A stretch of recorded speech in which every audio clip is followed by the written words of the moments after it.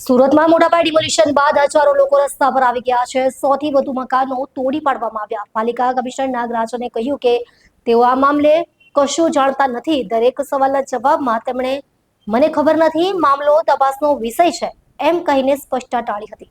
સુરત શહેરમાં એક જ ઝટકામાં 100 થી વધુ મકાનો તોડી પાડી 500 થી વધુ લોકોને બેઘર કરવામાં આવ્યા છે।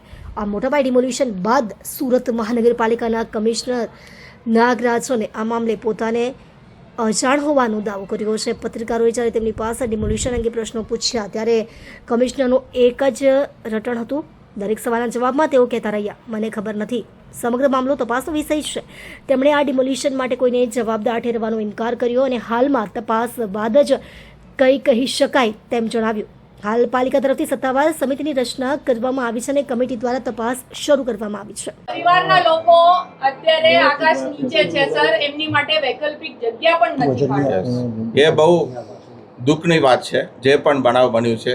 હું પણ એમાં વ્યક્તિગત રીતે અને કમિશનર તરીકે એ માટે સંમત પણ છું અને હું આપને બતાવવા માંગુ છું જાણકારી માટે।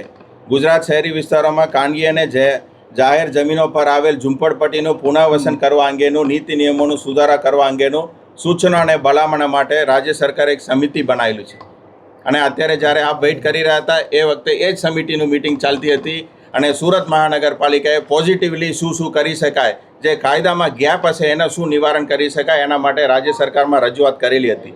એમાં બે અગત્યની રજૂઆત અમે કરેલા છે। એક તો છે કે ડેવલપરને વધારે ઇન્ટરેસ્ટ આવે એના માટે FSIનું વધારો કરવાનું એક સૂચન કરેલું છે।